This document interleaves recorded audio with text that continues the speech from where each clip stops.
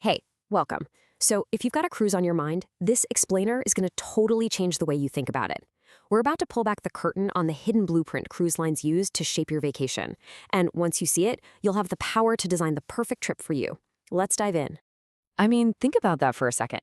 It just flips everything we think we know right on its head. The source material for this is crystal clear. Your biggest and, yeah, often your most expensive mistakes, they happen way before you ever step foot on the ship. Okay, so this is really the whole idea right here. On one side, you've got the vacation. That's the fun, the sun, the relaxation you're dreaming of. But on the other side, there's the blueprint, the carefully designed system that the cruise line built to guide your experience. And let's be honest, your spending. Understanding that blueprint, that's the secret to having the best vacation possible. All right, let's start at the very beginning, because honestly, the way you get on the ship, it sets the tone for your entire week. It's the first huge mistake that so many people make, and it leads to all this stress that is just completely avoidable. And this just lays it out perfectly, right? You've got two paths. The smart passenger treats boarding day like part of the vacation. They fly in the night before, so a flight delay is no big deal. They checked in online weeks ago, so they can just stroll right past those huge lines. Meanwhile, the rushed passenger is doing the opposite, showing up in the middle of a massive crowd and starting their vacation, well, frustrated. And here's the crazy part. It is so simple to get this right. First, just do that online check-in the second it becomes available. It'll take you, 10 minutes? And it saves you an hour of standing in line. Second, get to the port a little on the early side before that midday wave hits. And third, this last one, this is the real pro move. Picture this. Almost every single person who gets on that ship makes a mad dash for the buffet, and it is a total zoo. People jockeying for seats, long lines for food. It's chaos. But here's the secret. On a lot of ships, one of the main dining rooms is also open for lunch, and it's practically empty. You get a quiet table, real service, and you start your cruise feeling totally relaxed, not frazzled. That one little choice can change your whole first day. Okay, so you're on the ship feeling relaxed. Now let's talk about where you're going to sleep. This is a huge one. Where your cabin is located is arguably one of the most important choices you'll make, and just grabbing the cheapest room available, well, that can backfire big time. So you gotta ask yourself, is that super cheap cabin really a bargain? The price tag is just one piece of the puzzle. What are you getting for that low price? And more importantly, what are you giving up? Yeah, this chart just spells it out, doesn't it? That deal cabin comes with all these hidden costs. And I'm not talking about money. I'm talking about your experience. You could be dealing with constant noise, a lot of motion from the ship, and just terrible sleep. The right cabin costs more upfront, for sure, but what you're actually buying is a week of comfort and good rest. So when you're looking at that deck plan, here are the exact spots you want to run away from.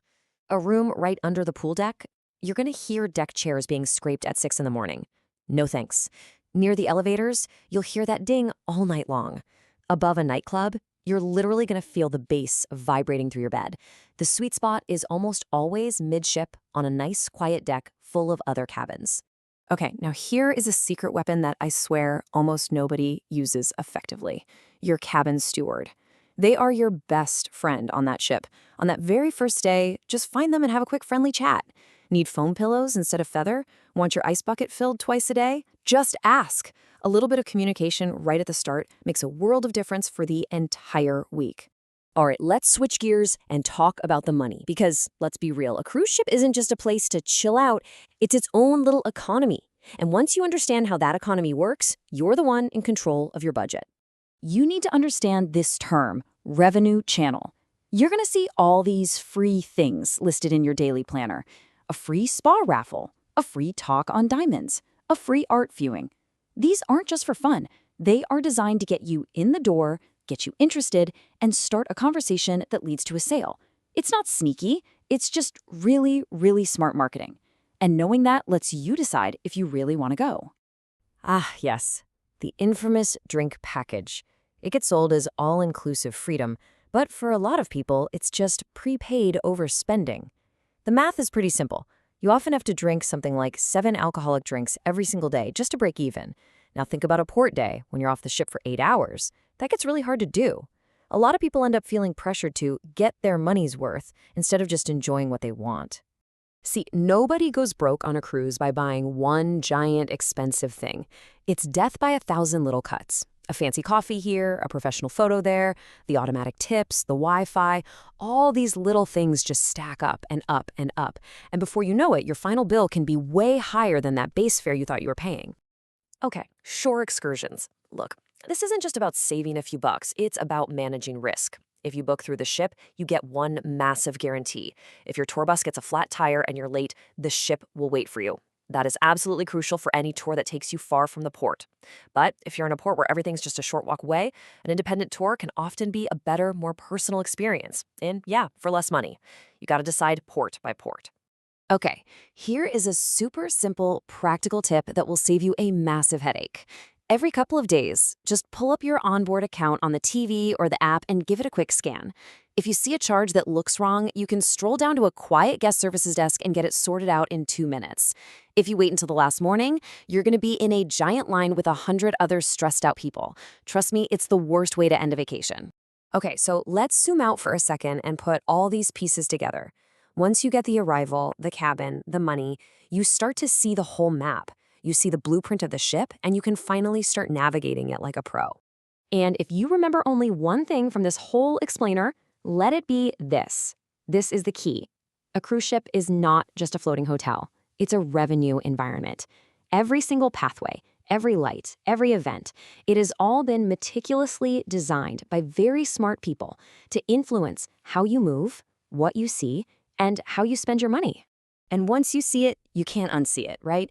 The photographers are always set up in that main atrium where you have to walk past them. You often have to walk through the gift shops to get from the main dining room to the theater. The casino is usually right in the middle of everything.